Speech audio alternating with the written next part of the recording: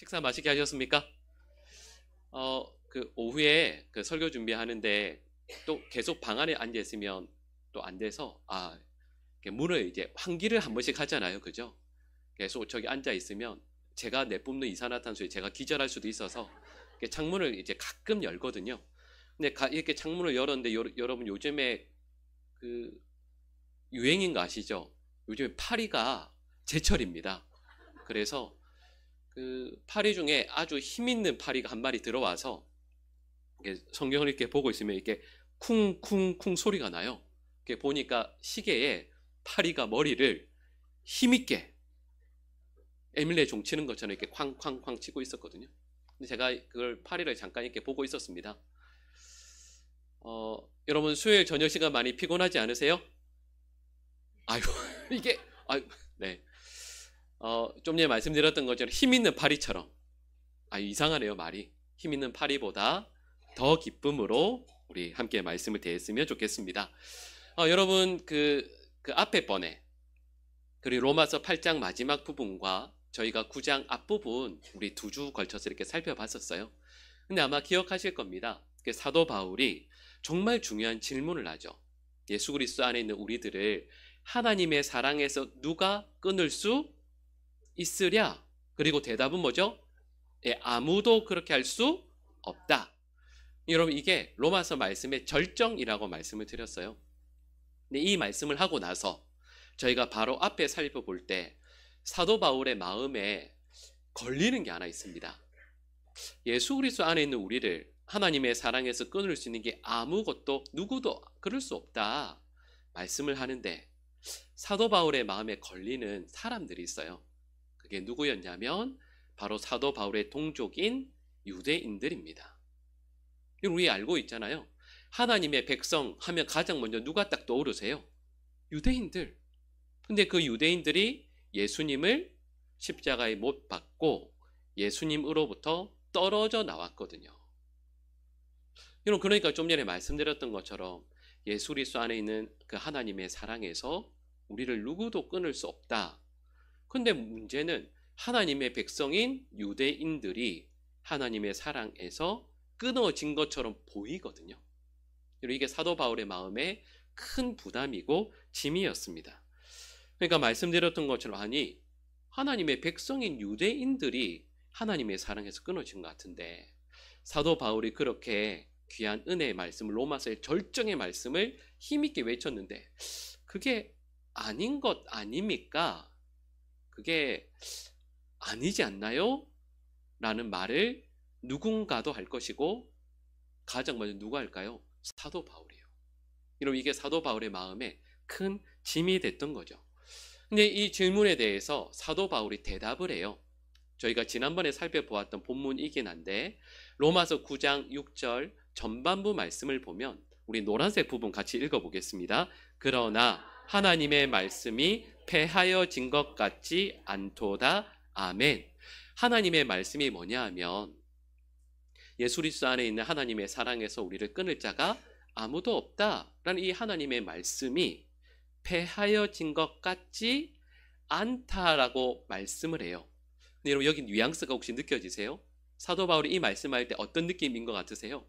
왠지 확신이 없는 것 같지 않으세요?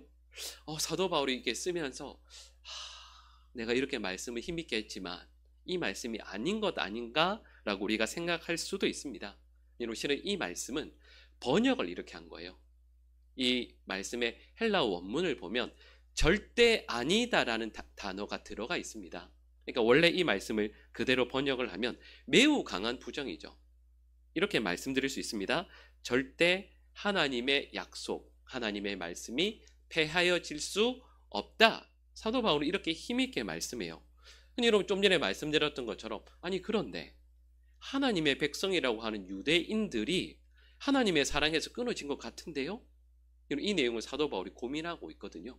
그래서 실은 이 내용이 로마서 9장부터 11장까지 말씀에 전체로 나옵니다. 그리고 전에 말씀드렸던 것처럼 신약 그 학자들에게 실은 로마서 말씀 중에서 가장 어려운 부분 중에 하나가 9장부터 11장의 해석이에요. 근데 이 내용을 오늘 본문을 가지고 좀 쉽게 한번 설명을 해보려고 합니다. 이런 유대인들이 하나님의 백성이다, 이런 이 명제에 대해서 틀렸다라고 하실 분 없으시죠?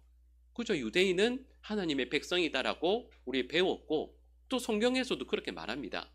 근데 유대인이 하나님의 백성이다라고 했을 때 근거는 뭐냐 하면 아브라함부터 쭉 내려오는, 결국 말하면 혈통이죠.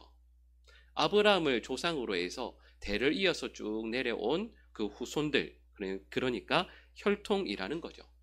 근데 사도 바울은 여기에 대해서 이렇게 말씀합니다. 조금 전에 읽었던 9장 6절의 후반부 말씀을 보면 이렇게 말씀해요. 우리 노란색 부분 같이 읽겠습니다. 이스라엘에게서 난 그들이 다 이스라엘이 아니요 아멘. 이 말씀이 뭐냐 하면 유대인의 혈통, 그래 이스라엘 백성들의 혈통이니까 너희들은 하나님의 백성이라고 생각하지. 근데 그게 아니야. 혈통을 이어받은 이스라엘 사람들 혹은 유대인이라고 하는 그 하나님의 백성들 가운데에서도 참된 하나님의 백성이 있고 그렇지 않은 사람들도 있다라고 말씀하는 거죠. 그러면 누가 참된 이스라엘인가? 오늘 본문에서 말씀하는 내용이 뭐냐 하면 그건 혈통이 아니라 하나님께서 택하신 자들이 참된 이스라엘이다, 이렇게 말씀하는 거예요. 여러분, 근데 우리는 이렇게 말씀하거든요. 이전까지 배우기로 유대인이니까 이스라엘 백성이니까 그러니까 이 혈통이 중요한 것 아닙니까? 라고 우리는 그렇게 당연히 생각하고 배워왔거든요. 근데 사도 바울은 아니, 혈통이 중요한 것이 아니라 하나님의 주권적인 선택이 중요한 거야. 사도 바울은 이 로마서에서 그렇게 말씀하고 있습니다. 근데 여러분, 좀 전에 말씀드렸던 것처럼 우리는 유대인, 이스라엘, 그러니까 이 혈통이 중요하다고 쭉 생각해 왔잖아요. 근데 사도 바울이 이렇게 말씀하니까 속으로 어떻게 생각하세요? 이 사도 바울이 바꿨구만, 이렇게 생각할 수도 있지 않겠습니까? 여러분, 그런데 이 말씀을 신약에서 다르게 말씀해요. 우리 마태복음 3장 9절 말씀이 화면에 나옵니다. 우리 같이 읽어보겠습니다. 속으로 아브라함이 우리 조상이라고 생각하지 말라. 내가 너희에게 이르노니 하나님이 능히 이 돌들로도 아브라함의 자손이 되게 하시리라. 아멘. 무슨 말씀이죠? 아니, 지금 이스라엘 유대인들은 육적인 혈통으로 우리가 아브라함의 자손이다, 이렇게 힘있게 이야기해요. 근데 이게 세례요한 말씀이거든요. 세례요한이 뭐라고 말씀하시면, 야, 너희들이 지금 혈통을 자랑하지만 그 혈통 아무것도 아니야. 오히려 그냥 길에 굴러다니는 그 돌들, 이걸로도 아브라함의 자손으로 하나님은 만드실 수 있어. 이 말씀이 뭐예요? 혈통이 전혀 중요하지 않다라는 뜻입니다. 그러니까 이 말씀을 사도 바울이 신학적으로 뭔가를 설명하기 위해서 처음 한 말씀이 아니라 이미 세례 요한이 말씀했다라는 거죠. 그러면 성경에서, 구약에서는 혈통이 중요했는데 신약 시대에 바뀌었군요, 이렇게 하실 수도 있지만 그것도 아닙니다. 구약에서도 실은 이런 말씀들이 나와요. 우리 신명기 10장 16절 말씀을 우리 같이 한번 읽어보겠습니다. 그러므로 너희는 마음에 할례를 행하고 다시는 목을 곧게 하지 말라. 아멘. 여러분 아시죠? 유대인에게 가장 중요한 게 혈통이라는 것과 또 하나 가장 중요한 게 뭐죠? 할례입니다. 근데 여러분, 신명기 이 말씀은 모세가 이스라엘 민족을 처음 이제 만들어지게 되었을 때 주신 말씀이거든요. 근데 모세는 이렇게 말씀합니다. 우리에게 가장 중요한 게 할례인 것 같은데, 아니, 육체에 행하는 할례 그거 중요한 거 아니야. 그건 정말 눈에 보이는 작은 것 하나에 불과하고 정말 우리가 받아야 되는 할례는 마음의 할례를 받는 것이다, 이렇게 말씀하고 있는 거죠. 마음의 할례를 받아야 마음이 새로워져야 하나님의 영으로 충만해져야 그가 진정 하나님의 백성이다 라고 말씀합니다. 여러분, 이 내용을 모세만 또 말씀한 게 아니에요. 우리 예레미야 4장 4절 말씀도 우리 화면에 같이 한번 읽어보겠습니다. 유다인과 예루살렘 주민들아, 너희는 스스로 할례를 행하여 너희 마음 가죽을 베고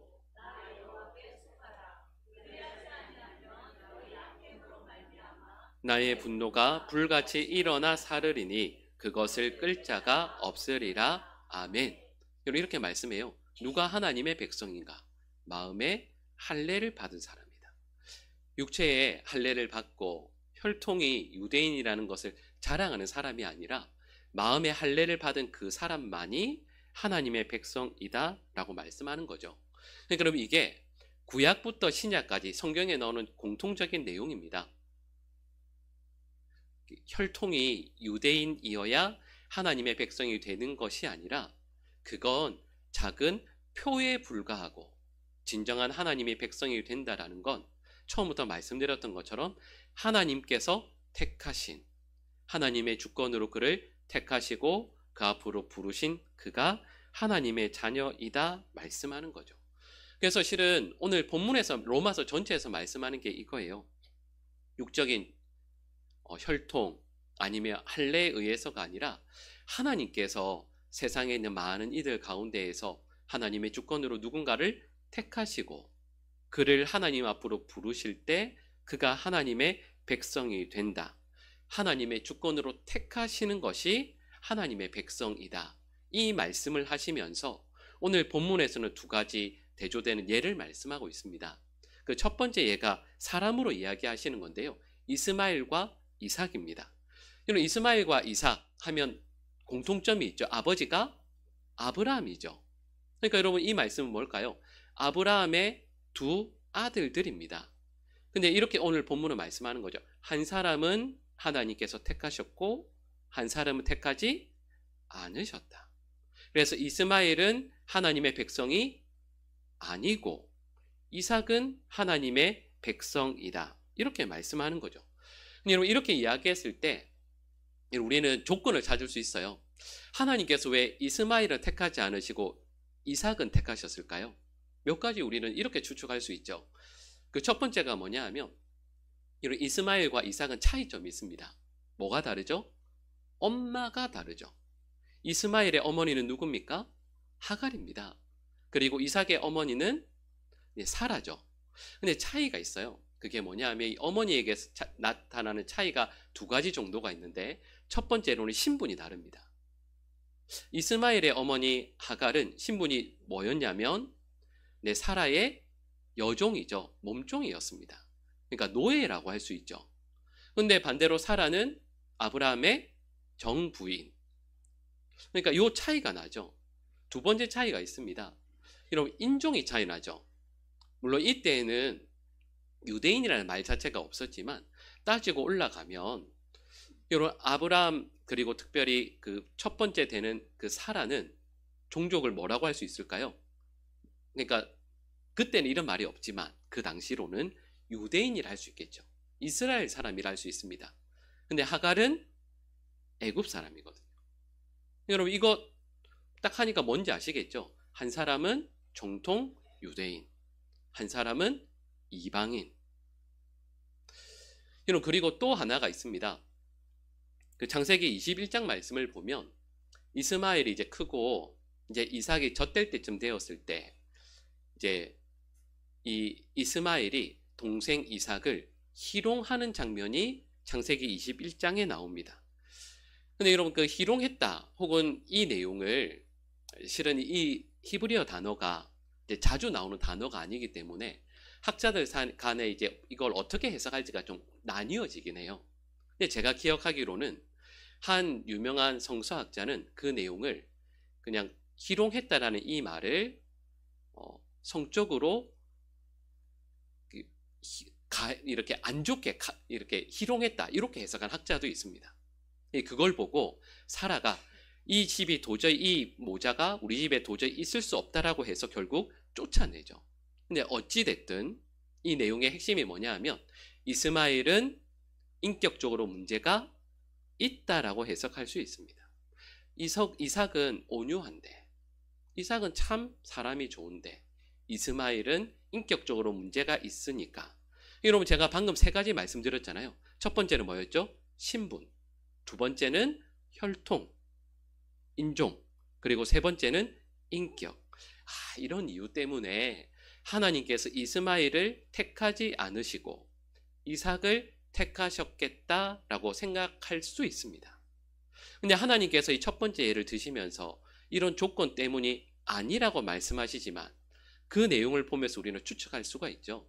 근데 두 번째 예를 보면 그 내용을 확실히 알 수 있습니다. 그 내용이 뭐냐 하면 두 번째 예로 드는 사람이 에서와 야곱입니다. 말씀드렸던 이스마엘과 이삭 이 예를 드시고 그 다음에 에서와 야곱을 예로 듭니다. 근데 여러분 여기에서는 차이가 있죠. 그게 뭐냐 하면 이스마엘과 이삭은 서로 엄마가 다르잖아요. 근데 에서와 야곱은 어머니가 똑같습니다. 그러니까 신분도 차이가 없고 또 그리고 그 인종도 차이가 안 나죠. 그리고 그 다음에 인격적인 얘기를 했는데 여러분 에서와 야곱 이렇게 있을 때 여러분 만약에 사위 삼으시면 에서를 사위로 삼으실래요? 야곱을 사위로 삼으실래요? 이게 또 다르군요. 아까 1부 때는 의견이 반반 딱 나뉘어졌거든요. 여기는 대부분 다 에서시네요. 그죠? 남성적인 걸 원하시는군요. 그러니까 에서와 야곱을 실은 이렇게 놓고 보면 아마 설교 말씀 많이 들어서 딱 머릿속에 이미지가 있으실 거예요. 특히 고대 사회에서는 야곱 같은 남성은 진짜 정말로 인기가 없었습니다. 오히려 에서는 자수성가하는 사람이잖아요. 민족을 이루어냅니다. 나라를 만들어내죠. 탁월한 사람입니다. 그러니까 그 당시에 누구나 인정하고 또 존중받는 사람이 에서 같은 사람이거든요. 근데 야곱은 나이가 한참 들도록 어머니와 함께 부엌에 거하는 그런 사람으로 그려집니다. 그럼 거기다가 야곱은 실은 이런 별명이 뭐죠? 거짓말쟁이, 사기꾼, 속이는 사람이거든요. 누가 보더라도 야곱은 그 인격에서 훌륭한 점이 없습니다. 참 계산적인 사람이라 할 수 있죠. 그러니까 이 말씀이 뭐냐 하면 처음에 이스마엘과 이삭 그리고 에서와 야곱 이 예를 들어서 말씀하시는 게 있어요. 그게 뭐냐 하면 하나님께서 앞서 말씀드린 이런 여러 가지 조건들 때문에 누군가를 택하신 것이 아니다라고 말씀하는 거예요. 그래서 오늘 본문 11절을 보면 이렇게 말씀합니다. 우리 11절 말씀 같이 읽습니다. 그 자식들이 아직 나지도 아니하고 하나님의 뜻이 행위로 말미암지 않고 오직 부르시는 이로 말미암아 서게 하려 하사 아멘. 이 무슨 말씀이냐면 에서와 야곱이 있습니다. 근데 하나님께서 누구를 택하시는 걸로 나오죠? 둘째인 야곱을 택하세요. 근데 언제 택하시죠? 엄마 뱃속에 있을 때부터. 그러니까 방금 읽은 이 11절 말씀이 뭐냐 하면 엄마 뱃속에서 에서와 야곱이 뭘 아무것도 안 했을 때예요. 할 수가 없죠. 엄마 뱃속에 있는데. 근데 하나님께서 뭐라고 말씀하시냐면 큰 자가 작은 자를 섬기리라. 그리고는 에서가 아닌 둘째 야곱을 택하셨다. 그리고 이런 거죠. 하나님께서 누군가를 택하실 때 그건 그 누군가가 착하고 의로운 일을 해서가 아니라 하나님의 주권적인 뜻으로 그를 택하신 것이다. 그리고 이게 하나님의 뜻이다. 이렇게 말씀하고 있는 겁니다. 여러분 하나님께서 에서와 야곱을 놓고 그래도 사람들이 볼 때 에서가 좀 더 수준이 높고 그래도 좀 더 인격이 괜찮고 능력이 탁월하니까 에서를 택해야 되겠다. 그럼 야곱이 좀 안 됐으니까 야곱을 좀 택해야 되지 않나? 이렇게 하시는 것이 아니라 하나님의 주권으로 야곱을 선택하신다. 이렇게 말씀하는 거예요. 그래서 오늘 본문 13절을 보면 이렇게 말씀합니다. 우리 13절 말씀 같이 읽겠습니다. 기록된 바 내가 야곱은 사랑하고 에서는 미워하였다 하신과 같으니라. 아멘. 이 말씀처럼 하나님께서 누굴 택하시죠? 야곱을 택하신다.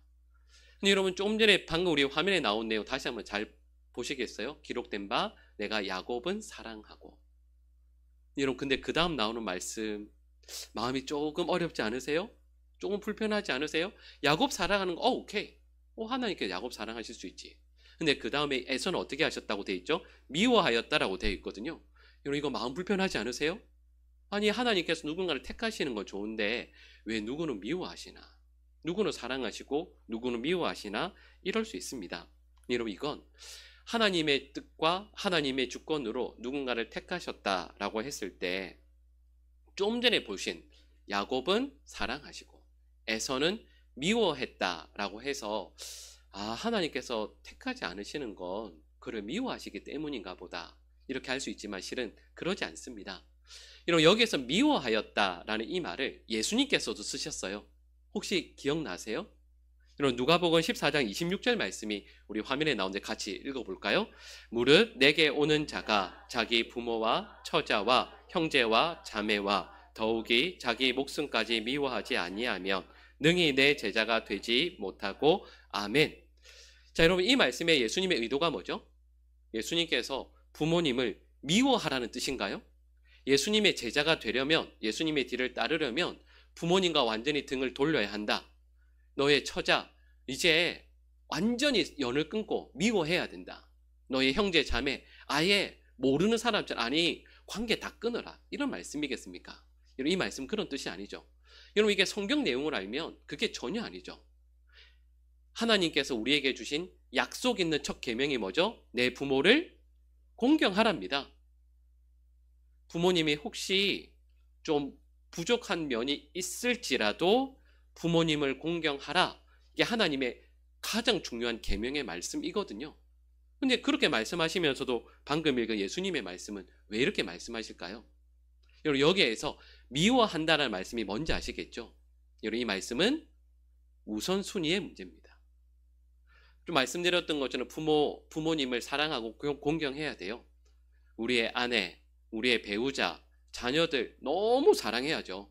그런데 그 모든 존재들보다 우리의 창조주이시며 우리의 모든 경애를 받으시기에 합당하신 예수님을 더 사랑해야 한다. 이걸 예수님께서 말씀하시는 거예요. 그리고 이 개념을 여기로 가져오면 이런 뜻이죠. 하나님께서 야곱은 사랑하시고 에서는 미워하셨다라는 단순한 뜻이 아닙니다. 야곱을 사랑하셨죠. 근데 야곱을 더 사랑하셨고 에서도 사랑하셨다라는 뜻으로 이해하는 게 맞습니다. 여러분 그래서 에서도 하나님께서 그 민족을 돌보시거든요. 하나님께서 이스라엘에게 출애굽에서 가는 그 가운데에서 에돔은 놔두라고 하시잖아요. 하나님께서 돌보시는 민족이라고 말씀하시죠. 그러니까 여러분 이게 말씀에서 하나님께서 야곱은 사랑하시고 에서는 미워하셨다라고 했을 때 이 말씀은 한쪽은 특별히 사랑하고 한쪽은 미워하셨다는 뜻이 아니라 야곱을 더 사랑해 주시고 귀하게 여기셨다는 뜻으로 이해하는 게 맞습니다. 그리고 또 하나요. 야곱을 사랑하고 에서를 미워했다라는 이 말씀은 실은 우리는 이 말씀 볼 때 좀 전에 우리 말씀 읽으실 때 마음이 뭐 때문에 상해요? 에서를 미워했다라는 거에 마음이 확 꽂히죠. 여러분 여기에서 사도 바울이 말씀하는 강조점은 거기에 있지 않습니다. 사도 바울은 에서를 미워했다라는 거기에 강조점이 있는 게 아니라 자격이 없는 야곱을 더 사랑했다라는 것을 강조하고 있습니다. 그러니까 여러분 이런 거죠. 왜 동전 보면 양면이잖아요, 항상. 그래서 항상 어디가 앞인지는 항상 논란이 되지만 동전이 예를 들면 어디가 앞인지 뒤인지는 아주 어쨌든 앞면이 오면 항상 뒤가 있는 것처럼 하나님께서 이 한 사람을 사랑하시면 다른 한쪽은 덜 사랑하시는 걸 말씀하고 있는 거죠. 근데 여러분 조금 전에 우리 읽으실 때 오늘 보면 13절 말씀을 보면 여러분 성경 보시면 이게 이렇게 되어 있죠. 리을 이렇게 되어 있지 않으세요? 그리고 그 밑에 보시면 관조에서 이렇게 되어 있습니다. 말라기 1장 2절 이하 이렇게 되어 있죠. 이런 말라기 1장 2절 화면에 나올 텐데요. 우리 같이 한번 읽어보겠습니다. 여호와께서 이르시되 내가 너희를 사랑하였노라 하나 너희는 이르기를 주께서 어떻게 우리를 사랑하셨나이까 하는도다. 나 여호와가 말하노라 에서는 야곱의 형이 아니냐. 그러나 내가 야곱을 사랑하였고 아멘. 자 여러분 말라기 1장 2절 말씀을 읽어보니까 혹시 어떤 의미인지 이게 이해가 되시죠? 이 말씀을 하나님께서 말씀하신 내용이 뭐냐 하면 하나님께서 야곱인 이 유다 민족을 사랑하신다. 근데 거기에는 조건이 없다라는 뜻이에요. 그러니까 내가 너희들을 너희의 형 에서가 있음에도 불구하고 너희를 사랑하는 거야. 사랑받을 자격이 있어 보이는 에서가 아니라 자격이 없는 야곱을 내가 그저 사랑하는 거야. 여러분 그래서 1장 2절 말씀에 나오는데 그 이하에 나오는 내용 그리고 실은 말라기 전체 내용이 이거예요. 이 유다 백성들이 여기 나오는 야곱으로 상징화되는 거거든요. 그러니까 유다 민족이 못됐습니다. 성격이 삐뚤삐뚤하죠. 그리고 베베 꼬인 죄인입니다. 근데 하나님께서 이렇게 말씀하시는 거예요. 그런데 그런 너희들을 내가 사랑해서 너희들 소멸되지 않게 하겠다. 여러분, 이게 말라기 전체의 약속의 말씀이에요. 자격이 없는데, 너희들 아무런 자격이 없는데, 자격 없는 야곱처럼 그런 죄인들인데 내가 그런 너희들 끝까지 사랑해 줄게 하는 게 말라기 전체 말씀입니다. 여러분, 그리고 이 내용을 오늘 본문에서 사도 바울이 가져오는 거죠. 그게 뭐냐 하면 하나님의 자녀, 그리고 하나님의 사랑을 받은 우리는 하나님께서 우리를 택하실 때 더 나아서 택하신 거 아니야. 하나님의 자녀라 부르심을 받은 우리들 전부 다 더 나아서 부르심을 받은 게 아니고 하나님의 주권적인 선택으로 모든 죄인들 가운데 우리를 특별히 불러서 여기 세워주신 거야. 우리는 그런 존재야. 그러니까 우리 아무것도 자랑할 것 없어. 그리고 그런 사랑을 받아서 여기 부르심을 받은 우리는 예수 그리스도 안에 있는 하나님의 사랑에서 끊을 자가 없는 사람이 되었다. 여러분, 이 말씀을 하는 거예요. 그러니까 처음에 말씀드렸던 것처럼 유대인들은 혈통이 있으니까 하나님의 백성이니까 당연히 하나님의 사랑 안에 머물러 있어야 하는 것 아닙니까? 했을 때 아니라는 거예요. 혈통에 있으면 저절로 하나님의 선택을 받는 게 아니라 하나님의 주권적인 선택으로 저도 여러분들도 택하셔서 믿음의 백성으로 이 자리에 불러주셨다. 여러분, 이게 오늘 본문 말씀의 내용이에요. 그러면 그 다음에 우리는 이렇게 적용해야죠. 여러분, 말씀드렸던 것처럼 여기 있는 우리는 내세울 자격이 하나도 없습니다. 여러분, 이게 하나도 없다는 이 말이 신학적으로는 당연하잖아요. 그죠? 사도 바울이 이렇게 말씀해서 쓰고 있으니까 당연하죠. 여러분, 그러면 이 말씀이에요. 자격이 아무도 없는 사람들이니까 질문, 교회 안에서 큰 소리 칠 수 있는 사람은 아무도 없습니다. 나를 자랑할 수 있는 사람도 아무도 없어야 돼요. 사도 바울이 이 말씀하는 거예요. 이 말씀을 적고 있는 사도 바울도, 그리고 이 말씀을 받아들고 있는 모든 로마 교회 성도들도 하나님의 부르심을 받아서 구원의 그 테두리 안에, 울타리 안에 있는데 이게 내가 한 게 아무것도 없어요. 그냥 하나님께서 우리를 불러주셨으니까 여기 있는 거예요. 그러니까 우리는 큰 소리 칠 수 있는 내용이, 이유가, 자격이 아무것도 없다. 여러분, 그런데 우리는 왜 이렇게 소리가 커요? 여러분, 이렇게 자랑하고 싶은 게 얼마나 많아요. 여러분, 사도 바울이, 여러분 혹시 지난번 말씀 기억나세요? 사도 바울이 이렇게 기도합니다. 하나님의 사랑에서 우리를 끊을 사람이 아무도 없는데 하나님의 사랑에서 제가 끊어줘도 좋으니까 저희 동족을 구원해 주세요라고 사도 바울이 기도합니다. 여러분, 왜 그렇게 기도할 수 있을까요? 만약에 사도 바울이, 내가 예를 들면 이런 거죠. 나는 그래도 좀 더 배웠고, 나는 그래도 좀 더 열심히 있으니까 구원의 울타리 안에 들어와 있고, 밖에 있는 사람들은 못 배웠으니까, 아니면 뭔가 부족한 게 있으니까 울타리 밖에 있으면 사도 바울이 고개를 빳빳이 들고 이렇게 이야기해야죠. 야, 너희들이 부족해서 그런 거야. 나는 뭔가 잘 갖추어진 조건이 갖추어져서 여기 구원의 울타리 안에 있는 거야. 사도 바울이 이렇게 이야기했겠죠. 이런 사도 바울이 하나님 앞에 서서 보니까 나도 자격이 없는 사람, 나 아무런 자격이 없거든요. 그런데 내 옆에 똑같이 자격이 없는 죽어가는 영혼들이 있습니다. 그러니까 사도 바울이 그들을 위해서 하나님 앞에 눈물로 간구하는 거예요. 내가 뭔가를 내세우지도 못하고 하나님께서 그저 은혜 베풀어 주시도록 간구하고 기도하는 거죠. 여러분, 이 말씀을 함께 나누면서 여러분, 저희 신앙생활 오랫동안 하면 하나님 앞에서 점점 이렇게 쌓이는 조건들이 생기는 것 같지 않으세요?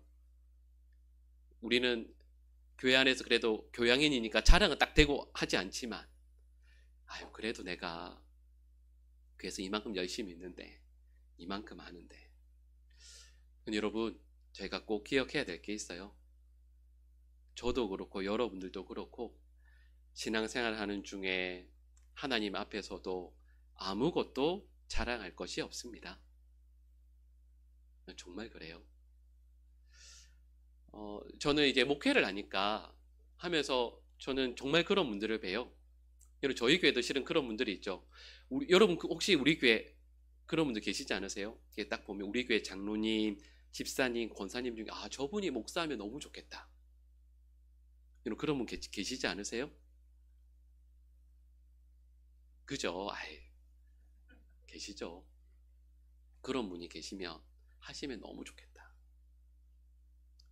근데 여러분 말씀드리는 것처럼 자격 없는 저를 세우셔서 교회 담임 목사로 불러주셨는데 실은 이 고백이 담임 목사인 저뿐이겠습니까? 실은 교회 밖에도 보면 얼마나 대단한 분들이 많아요. 근데 그런 분들이 아니라 자격 없는 우리를 부족하기만 한 저희를 주님께서 불러주셔서 신앙생활하게 하시고 이 시간도 나와서 예배하게 하시는 거죠. 그러니까 여러분 자격 없는 우리들을 주님께서 불러주셨으니 여러분 그러면 우리 신앙생활의 전부는 실은 전부 채워야 하는 건 감사와 감격과 찬송뿐입니다. 여러분 정말 그래요.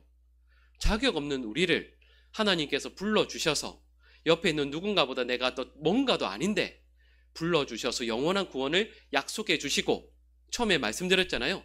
그 하나님의 사랑에서 우리를 끊을 수 있는 것이 끊을 수 있는 존재도 아무도 없다 말씀하시거든요. 여러분 그러면 우리 신앙생활은 감사와 감격일 수밖에 없습니다. 그래서 감사하고 찬양하는 거죠. 그래서 옆에 있는 누군가를 위해서 기도해 줄 수 있고 품어줄 수 있는 자리까지 나아가게 되는 것. 그런 저희들이 되기를 간절히 소망합니다. 여러 가지 생각이 들 때가 있어요. 실은 교회 목사로 섬기다 보면 저 스스로도 그런 생각이 들 때가 있습니다. 이런 걸 갖추었는데 이런 게 있는데 근데 여러분 하나님께서는 명확히 말씀하세요.